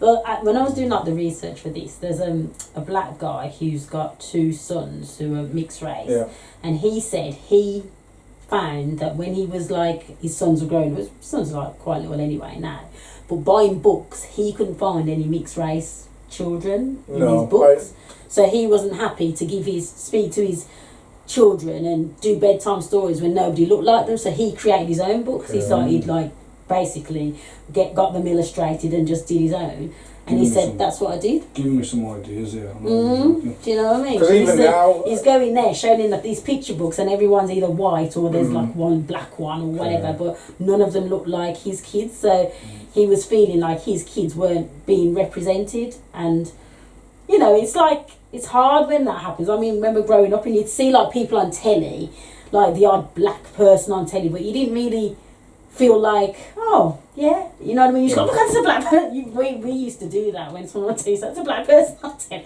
which probably sounds ridiculous to people now, but back in the day, it was like that. So I think I can imagine if you've got children and you're bonding with your child, bedtime story, and you can't even show them a picture of. Because I know a lot of like them. It must be like more have come through with like little black girls and story like me and my hair like with the dad, but a lot of them are coming from America. I'm like, okay, so that's like, it never used to be a lot, but they were all America driven on one side. But I've seen two men and a child today in the books and that, but as you say, a mixed race kind of thingy. For relatabilities, it's funny because I know you have the arguments with like music videos where you have some the light skin dancers and all that getting that, but when it comes to the other things like the books and that, you don't have any representation, and nobody's like screaming for that. Yeah, that's really, you know, nobody's saying, "Oh, you buy," because there's nobody's screaming for that. Those are crucial years in a child's life. Exactly. Because it's always that, you know, because I know because I typed in. I was looking at stuff from the beard and I said, okay, mixed race or dual hair. It's hard to. I'm typing it in with beards because there's always a different kind of texture as well between white, black, and then mixed race sometimes, and it just Hispanic guys and and then it's like freckles because a lot of mixed race lights get freckles as well. And I was like, I'm trying to type it, and I found it hard. Even beard products, I'm like, because I don't really see a lot of black guys with moustache wax. I don't see them with moustache wax. They have their hair because their moustaches are just cut short, and then you got the white guys with their moustaches. And it's like, I'd just like to see someone a bit with beard and possibly know what product they've used on there that holds. It's a personal thing. It's a personal thing, You just want your beard. Yeah, but it's once again representation still in that area. But it's hard, I think, because there's mixed race. Some mixed race people look so different from each other. Like, what's your average mixed race person? I don't know. No, You've got your beard like that. I'm trying to look for something with a reddish beard, but it's be either Scottish, which it is, and then it's like white guys. I think I'd struggle with you. Because I know Asian guys like Muslim look and say, "Do you dye your beard?" And I said, "No," because of the colour. And I thought, "No, why would I dye it?" But it still gets me thinking that do people forget that people have mixed? You know, it's still. Do you think so? Yeah, because it's like why wouldn't my beard be this colour? They're assuming I'm dyeing it to be this colour. Why would I be dyeing it to be this colour? Didn't you know? Because you want to be blonde. Again. But, you know, it's like okay, maybe it's not questionable. But I always think like in the say like black community and whatever, although that's got certain things I was thinking. But like, do you ever think like with mixed race people? Do you feel like we're mixed race, we're like a community, or do you think it's so vast because of the different kind of makeup you could never? When I was 10, I moved from where I was living, and it was predominantly bloke guys, some mixed race, black. But then I went over to the other side of the street, and there was mainly girls that were mixed race there. Okay. I was like, okay. And then it was like nice just seeing girls who were mixed race, like in a group kind of thing. I thought, okay.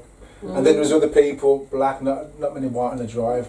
But it was like, okay, it felt relatable. Because there is a kind of funny thing of relatability that kind of draw you. Not every time, because you'll find out when you talk to them. It's like, I've never related to that. But okay, fair enough, you might not have. What about that? Because you were in Handsworth first, weren't you? Then you come up here. So did you have the same thing? Like people around you looked like you, or you felt kind I don't really remember too good when I was in Handsworth. I remember one of my earliest memories is being in a barber shop, G's on Grove Lane. That's one of my earliest memories. So I was going to a black barber from when I was a kid. Okay. Makes sense. But I do remember being over this side and noticing that it was predominantly white when I was quite young. But around 9 years old when people started asking me about myself and I started to look around. Before that, didn't really think about it. I didn't really think like my best mate was a white lad and didn't really think, oh, you're white and I'm brown or whatever. Till people started pointing it out to me that I was different. Then I started noticing other people were different. Okay. You know they say like no child is born racist. Somewhere along the line they're indoctrinated. And yeah. What was the question? Because I think I was saying, like, did you have people like growing up who were mixed race? It's kind of like when you say was like, do we there's have a like a community clique? type of thing. Yeah, like. Funnily enough, I met two of my best mates when I was about 15. After, sort of as I was leaving school, they went to a different school and I started knocking about with them. And they were both mixed race. There was other people there, but I always gravitated towards them and they gravitated towards me, and we were called the Three Musketeers. That is your book, by the way. I like it. The Three Musketeers, and we used to do that. Three Musketeers. Oh gosh. But we loved it when there was like a we never really spoke about it in deep. We all knew that we was mixed race. We all knew that we felt the same kind of thing. So that in itself was a community kind of thing. Was the same built? Was the mother-father scenarios different as well, though? Yes. Okay. All of them. Okay. So one of the lads had a black dad and a white mum that didn't live together. Okay. One had a mixed race dad and a white mum. And then I had a black mum and a white dad, and my parents always lived together most of my life. Your parents did, yeah. And the others two didn't. Yeah. So not only there was different levels to it as well. Not only was there the different race of parents. I hate the word racist. Every time I say it, just don't sit right. I know, but every time you had different nationality parents, and then there was a different situation as well. So the stereotypes and different stereotypes and ways you imagine things about how their family is because of the way that it is. And that was a strange thing for me, you know, growing up. And both my parents were together. Why? Because people around you, there's parents weren't. The majority of parents weren't still together. By the time I hit that age, I was getting to 18 and that, and like my parents were still together. It was like, I'm actually like, my situation is the one that's unusual. Yeah. Amongst my friends, anyway. Amongst that pool of stereotypically, would it? Because I know, Megan was saying when she said the woman said, "Oh, your mother together," and a little quite and to a teacher, and they went, "No," I said, "Oh, that's understandable." So it's always that kind of way that it won't be together kind of thing. But saying that, which once again is like, how many people have the same whatever?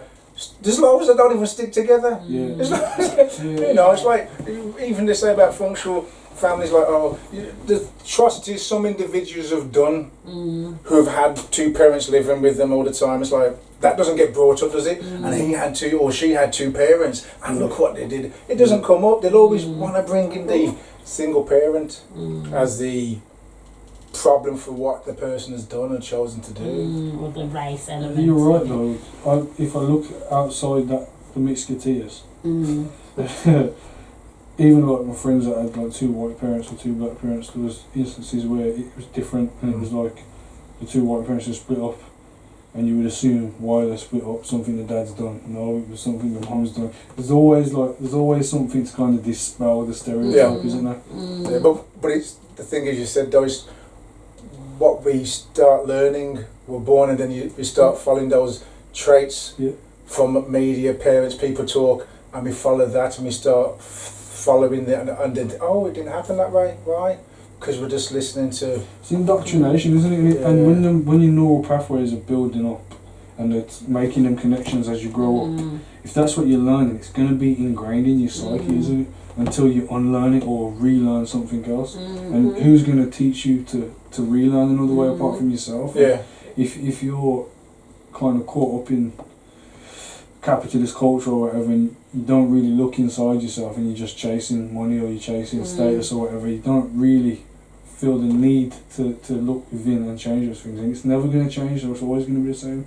There needs to be, I'm not even going to say the word, but there needs to be more conscious people. I was going to say woke, but I'm sick and tired of hearing that statement. Well, it'd be interesting, because I know you've got all these little programs, haven't you, with the young kids and like 5-year-olds doing shops and all that, and they seem very articulate, but it's like, how are the parents, where do they, because that 5, because I think it changes a lot from, and I think it's like, not a worrying time, but you got junior school, then as soon as you switch secondary, that is a big change, secondary, I think. It's one of the scary, because I know, as I say, for me at junior school, there was nothing about really race. As soon as I hit secondary school, race was brought into it then of like the kind of choosing. I don't know why that happens. I don't know whether it's...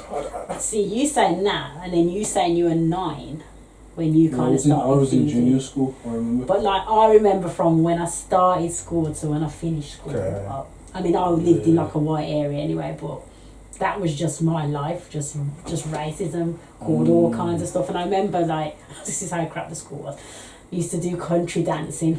I know. And like the people, like the girls wouldn't even touch my, they'd go like this on my fingers because I didn't want to touch my actual hand. And I was like, black. And like, so when people say, oh, I was about 9 or 10 when I'm thinking lucky you, because like from day one and from all the way through, and I just thought, wow. And this is what I mean about the advantage that being mixed race gives you, is that you feel what you're going through. Maybe not to the extent that you've gone through it, but you understand it. But then you can get treated a certain way because you're lighter skinned. Do you know what I mean? Do you see what I'm saying? Yeah, because I know my mum had problems at the nursery because of like me, but she just ignored them. So for once again, it would be I'm looking at my mum standing up for me. So she probably would hide things from me. I know the whole, it might make me funny, like with the royal baby, when the camera crew wants to see the face. It's like, you're thinking, why do you want to see the face? What does he want to see? What the face what does it look like colour-wise? Because I was in a pram, it's like, they look at me and they say, oh, is that your child there? Oh, okay. And then they try and put 2 and 2 of like who the father is like white. But my mum would shield a lot of stuff, I reckon, from me there. But I think at school, I didn't have, as you say, because I know if you've got your mum, she looks like you, so there's no buffer because if you're going to a school where it's predominantly white, it's going to be a lot more harder.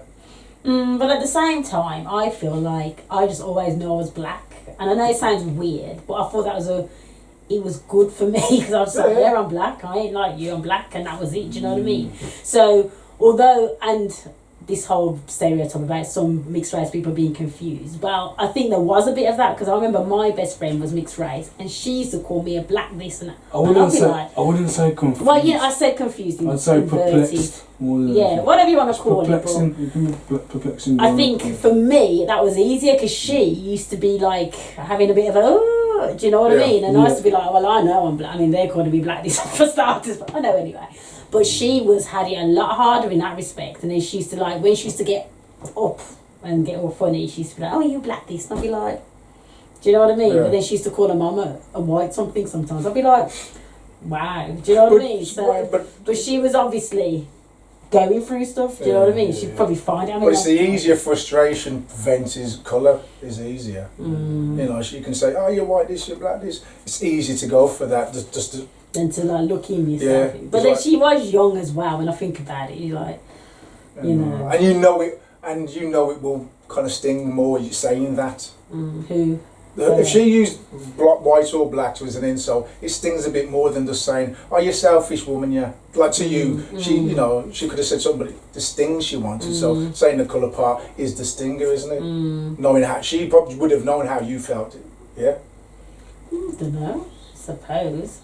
I suppose, because obviously people used to call her black stuff, right? Because she was dark, she was like not far off me, do you know what I mean? So I think people used to call her blackie and all this business. So maybe she thought, well, I'm not black actually, because I'm white, or half white at least. And you're just kind of projecting that pain on.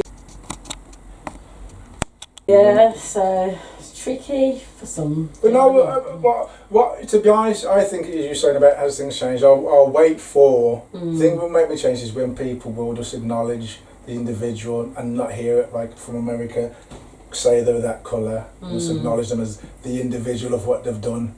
Oh, you've been waiting a while for that. You never hear in a news report the person was. We probably do know, but like you say. If you're describing someone, if you was at work and you're talking about, the guy came through earlier, most times you wouldn't say there was a white guy came through earlier, but if it was a black person, like... No, you would no. Oh, did No. you gonna do it? No. I'd probably you'd have less person saying someone mixed race came through. You'd have white or black came through, but you wouldn't say mixed race. See, I would say mixed race. No, this is, you know, the other day, you want to say the other day someone said half caste? Yes. They were describing someone, Okay. and it was at work, and they said, a half caste guy was here earlier. Okay. So surprised at that half casting. And a young person. So that means if she's young, then that mother, then what would you say the mother was like, say 30s? Nah. No, older than 40s. She wasn't much younger than me.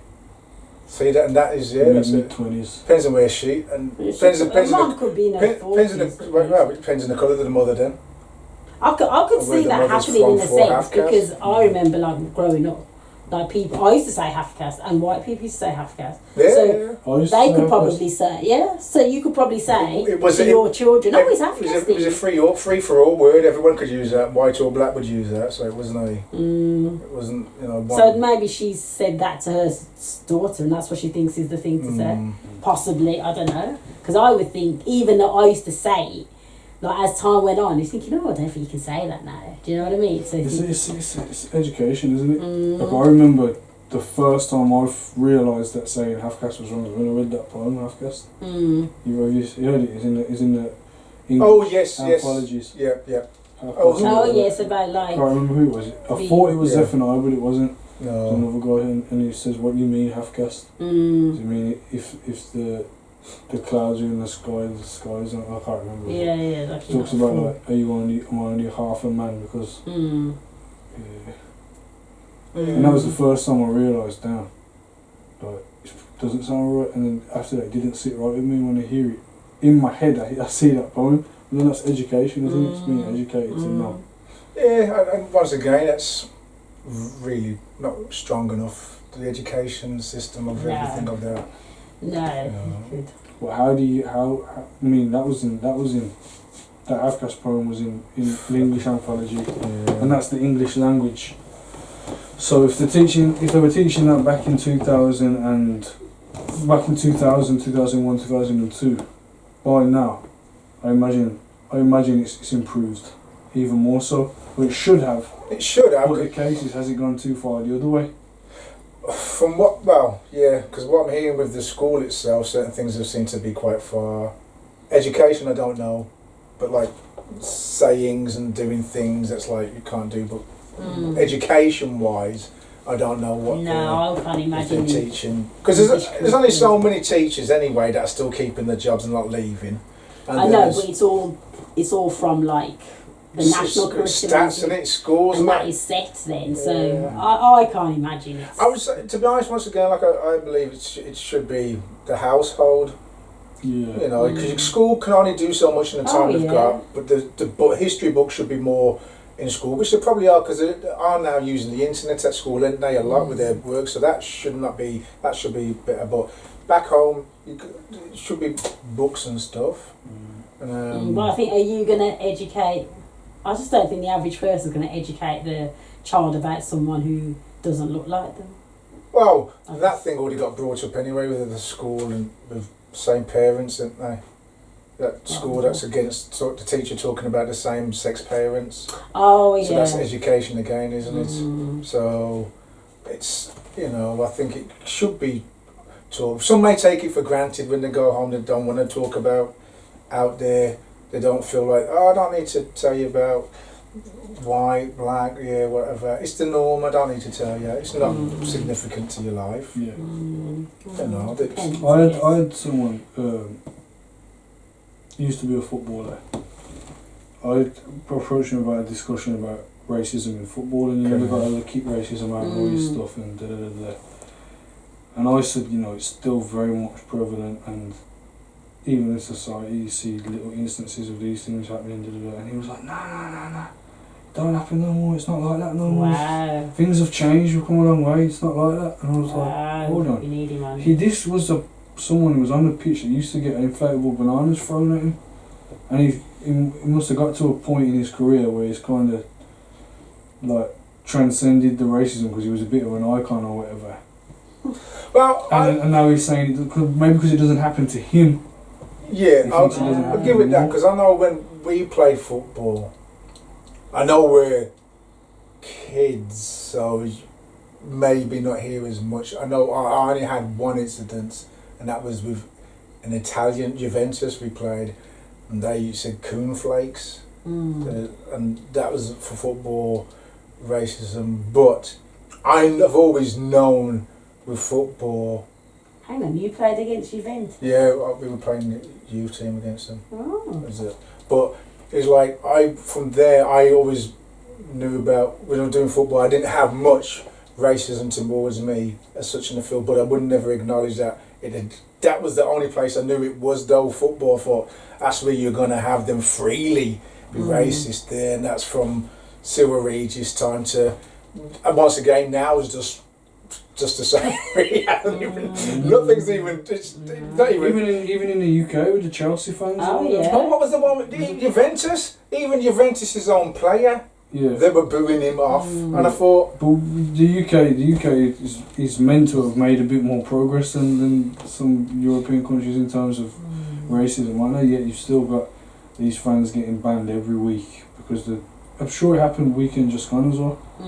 What happened in don't quote, it might have happened in the Villa game, happened in Chelsea, couple of Chelsea games lately. It's just anyway, we were straining a bit. Yeah, tricky. Anyway, this is my last question now, so it's not a major one. So, according to the census, people who are mixed race are the fastest growing, I want to say sector, but it sounds like some kind of, it sounds like a company, do you know what I mean? But not a trend, I wouldn't call you a trend, do you know what I mean? But no, it's the fastest growing kind of, I don't know, set of people, let's just say that for want of a better word. But There's more mixed race people now than ever, and it's growing, so that's because as a society we're kind of integrating. Yeah, well, because I would say there's more, like, I noticed, like, say, not necessarily Polish, what's the other ones? Eastern Europe bloc countries, and a lot of African. I noticed there's more mixing there as well. Yeah, I've noticed not necessarily that as well. Yeah. Caribbean from like 80s here, but that's more of a mix wise. Yeah. So my thing was, given that, these little flies, so you grab his. So given that, how do you feel about that? Do you think, wicked, that means that at one point everyone's going to kind of look a bit like us, or no one's going to look white, no one's going to look black, that's going to be better, or do you think, It's not, it's when it's described as a non-negative, people say, that's not good, that's good, we're going to be washed out by everybody being mixed race. So it's not, when I hear it, people don't think of it as a positive. So do you, what do you think about it though? I don't know if the stats are right, to be honest, because I don't see if I was to look at percentage on the bus, I don't see a lot of mixed. I think when I'm growing up, I think there's a lot more mixed race people. I see a lot of people not knowing what nationality they are because of makeup now. That's a throw out. Stop making me laugh. I would say that's a hard one now, because there is a lot of more people wearing loads of. I know. And I'm like, but that's a trend. It is a trend. Yeah, because that's a weird difference. So if I was to look out for a mixed race, that's where I'd be kind of deciphering. Is that right? But because I'm not looking out. Yeah, but just. I don't think. Don't look nowhere. Just. I don't think there's no. It's growing. It's a growing area sector. I don't know what to call it. But what do you think? Do you think wicked, or do you think who cares? It's not. You're not bothered either way. No. I don't think that because we have spoken about this on a previous podcast as well. I was thinking that eventually everybody's gonna be some kind of mix from somewhere. But someone was telling me the rate that the same race couples are still producing babies is still growing as well. So they were saying they don't ever think it's going to be a case of everyone will just be mixed. Because you look at not in this country. But you look at one family that maybe have a mixed race child, but then you look at another family that has 7 white children. 12 white children or 5 black children. No, it's relative, I think. But they're going to be them. Imagine that's more different. That's more. It's population. Yeah, but I'm just saying, like in terms, say there's a mixed race I'm just going to say sector. I don't know what to Okay. say. Do you know what I mean? It sounds horrible. So, no offence. Like Chinatown is like mixed race town or something like that. Yeah, Yeah. mixed race town. Section. A mixed race section. You're in the wrong section, mate. Yeah, the mixed section. Go to the black one. Or are you black on? No, yeah, so they're saying, like, relatively speaking, the amount of mixed race people that there is, or that there is now, it's growing. So year on year, there are more mixed race Well, there people. will be if population is growing. So as given well. it's growing, Did you know that 50% of statistics are made up? well, statistics can do anything, can't they? There's a phrase that says, what is it, statistics are a bit like... Don't go over your head. No, it's something... No, I know what you're saying. I know what you're saying, but there is some phrase saying that statistics are like lampposts or something. They only illuminate what's... Something, I don't know the phrase. I hear you. But yeah, it's true though. You can use the statistics Really? to think you... So you're saying this came from the census stuff? Yeah, so census from obviously 2001 is when you had kind of mixed race was put on there, which I think is mad, because I think up until then, I guess you either say other or choose, that whole choice thing we were talking about. But since then, so it's the fastest growing. I don't like sector. I don't know what we're going to call it. What can we call it that everybody likes? But once again, though, it would still would, for me, it wouldn't. It's once again, it's like you could have a mixed race, but you could have like a Chinese and Indian. Oh yeah, it But doesn't I- mean but- black and but- white. Yeah, but no, I it wouldn't doesn't- relate to them. Yeah. No, but I'm not saying you got to relate to them. In terms of instead of saying section, would you say race? Say that again. The mixed race, because if you say the black race and you say the white race, then what's mixed people? If it's if it's racist, then what mixed people are they? They're a race in themselves. Oh, that sounds like a Christmas pub quiz question. Sounds like I'm a bit tired to understand that. What do you mean? So, if you're saying this person's white in Yeah. reference to their race, and this person is black in reference to their race, Yeah. what do you refer to someone who's mixed as? Well, I don't know why mixed race is called mixed race in a sense, because you don't say black race or white race, do you? So why do you say mixed race? I don't know why you even say. Because you're That- referring to their so-called race, aren't you? So you're saying, so the human race that we've got, so Yeah. we're sectioning that. Is that what you're saying? Yeah. And then we're saying you're mixed race because you're half a black and half. I'm asking the question because this is why I don't like the term race, because it's I like, don't know what you're asking. because I'm not, if someone says what's his race and you can't say I'm black, and if someone says what's his race and you can't say I'm white, then my race must be mixed. Right. Is it a race within itself? Oh, okay. Well, I don't think that it is at all. Oh, the way that things are broken down like that, that's what it would suggest. Yeah, no. So just as you say, another way of dividing But people. the funny thing, like you said there, some people when you say mixed race would think black and white. They don't think any I of think the- a lot of people typically think that, and I think they typically sometimes think Caribbean and white English, And- when actually it could be. Well, no, it's usually it's either you've got the three. It's either Scottish, Irish. Really? Yeah, because they came over like in the Midlands, so they were always put together. Irish, Scottish, and Caribbean, but kind of all living in the same kind of areas. Yeah. So that's where you'd have that little mixing up there. So what's the other ones? Did you say there was three? Well, English would be English, and then Irish, and then Scottish. Oh, like Black Caribbean. So yeah, Oh, yeah. yeah. Oh, okay. But once again, it's denoted by where the council would place everyone and where they wouldn't, because I know Dudley and that area were pushing out for mixing. They were, so everything was Handsworth and those areas were like.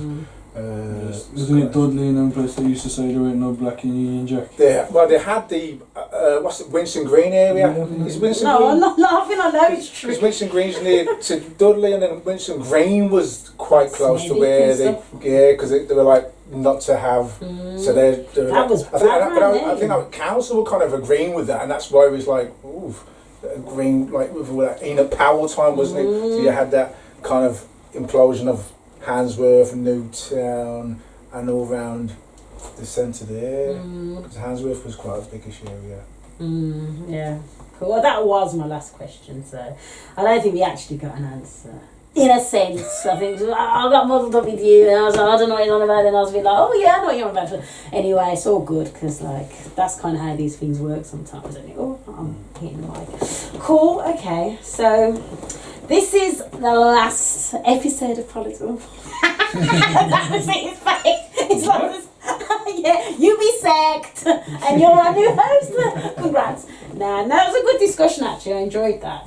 We went into different realms, like with the hair and stuff, and like how you feel and stuff. And I suppose really it's just like, I think it is that people thing. I don't know if we're ever gonna get to that place where you just say, yeah, I'm greeting you as a person. It ain't gonna happen in my lifetime. I'm certain of that. Well, I know I do. So yeah. Do you think in Orion's? Do you think? See, he's gonna change the game. Because if you look at him, he's lighter than me, but he's gonna be flipping. And he's got a good little heart as well. Yeah, so kind. But yeah, I think he's gonna be raised knowing black culture. Like, I'm gonna teach him to read. I'm gonna have him read, but he's very fair skinned. His mom's mixed race. I'm mixed race. So he's gonna have an interest. What's his mom's? Same as me. His mom's mom is Irish. Okay. Or of Irish descent. So you got you've got two nationalities there that didn't like the English, Welsh and the Irish. See, that's a strong history as well, knowing that divide. I think that's why I liked. That's why when people say, "Are you English?" I'm like, "No, I'm not," because I know I say that. My mum, for different reasons. she's Scottish, and that's a proud thing of. Well, she looked after you, innit? So and sure. it's like. It's kind of ignored when you do go for a colour. You ignore the nationality. But the thing is, you yourself, you wouldn't describe yourself as being English. No, because you were born here. I was born here, but I would say Jamaican and Scottish. Okay. So I take on those two traits, which I am. I'm British as born here, but English, I'm Scottish and Jamaican. That's how I would see myself. I would say, my mum was Jamaican, my dad was whatever he was, but I'm English. Because I was born and raised here, and everything I know is like my mannerisms, my manners, or so to say. The foods that not always the food I choose to eat, but the way I choose to live my life is like an English kind of. My humour, everything like that. I would say I was English. But I think it's just me myself, because I've been raised here. Yeah. So I'm an English person because I've been raised in England. Yeah, but I was brought up by Scottish mum. Yeah, that's up to you. I'll stick with British. I'll stick with British. I'll push. I'll say black British. I wouldn't say English. I don't feel like an English person. That's another one for another time. Yeah. But anyway, just say thanks to Phil. Oh gosh, you didn't read your little thing. Right. Oh. He had this poem about being mixed race and how people. Let's hear it. Yeah. Do you want to say what book it's from as well? It's from a book called Levels of Various Emotion. A book, your book. My book. He's not good at plugging, is he, Felipe? Oh, is that Levels of Various Emotions? LOVE? Yep. Cool, isn't it? Okay. This one's called No Nation. Okay. You looked me up and down with disrespect, like you were an architect, checking out for my foundations and searching my faults before you gave me your evaluation, rubbing on your temple to stimulate your mental, to find an answer to your equation. You told me my kind wouldn't fit into your equation. What gave you the right to tell me what I'm worth, questioning my birth and my pigmentation. You then told me how my kind caused a rift back in Cardiff, back in the day, when the area surrounding the docks was called Tiger Bay. You told me that some people from your generation said it was an abomination, a bad combination to mix nations, because it only creates DNA defects, misfits and mutations. Then you got all Jean Grey all up in my brain when you asked me about my family tree. I told and you frowned. You opened up your mouth, but you didn't make a sound. You patted me on my hand and said, there. It's so unfair. God cursed you with skin so fair, but you might get by because you've got good hair. Then you apologised about my situation. Well, your apologies, I don't need. Yellow man, half-breed, mongrel, red bone, high yellow, pistain, red skin, no nation. These were the words you used during our conversation. These were the words you spoke, but you said they weren't used to provoke. They were used in jest, a joke. But when I used the word nigger or nigga, spelled either way with an E-R or an A, I just saw the flex of your muscle in your forearms, your nostrils flare from the intake of air, your chest puff out and get bigger, and your hand turn into a fist, and your index finger extend and start to twitch as if you were squeezing a trigger. but I didn't hear you snigger. Go figure. You told me my kind have no identity, so we always end up confused. But isn't it you that's confused, or should I say racist and rude? I need no explanation of who I am, but I think you do because you have no notion. Nice. Wicked. I love that poem. I have heard it before. The ones that we go, "Wah!" doing all that whooping stuff, but it's proper deep. It's proper deep. Yeah. And that's from Love. There was a various emotions compilation. You can buy it for, how much was it? $5.99. If I see you, I might give it you. Where can people buy it from? Nowhere. when I see you, I give it you. Yeah, okay. You used to be able to buy it, didn't you? It was mainly when I've done the gigs. Yeah, because like feels like a poet. No. Yes, you are. I've seen him before. Yeah, but he doesn't bring Didn't himself you up. perform at Namara Jazz Yeah. EP launch? Yeah, I think I did one about headphones on the stage. Held up a record. You did. I'm sure you did another quite explicit one as well. Yeah, that was the sex one. Yeah, that's right, yeah. The sex one. You always Zenith, that that one. In fact, that one won you that prize. No, the one that was Wasn't it? No, that was That a was porn a star that done the prize. Oh, there's worse one than that. No. Oh gosh, I can't keep up. Porn star won the prize. Zenith was the other Okay, one. yeah, Zenith that was was the other wicked. one. Wicked. Anyway, thanks both. It's nice to have a chat with you without kind of doing the whole hosting thing. It's different, innit? How did you feel? Was I enjoyed it. Yeah. I enjoyed it. Yeah. Maybe we could do them a bit more, like between us, Sounds like good. Tilly and God and Naren and stuff. Cool. Okay. Well, you've been listening to politics and bullshit. You know, I like to say bullshit like that because it's the only time I can say it and it's legitimate. So yeah, you do the instas and stuff. If you got it there, because I can't. Okay. You can find us on Instagram at politics_n_bullshit. Or you can find us on makingchangestudios.com. Find us on SoundCloud, Making Change Studios, or find us on Twitter at Making Change Stu. This is politics and bullshit over and out. Peace.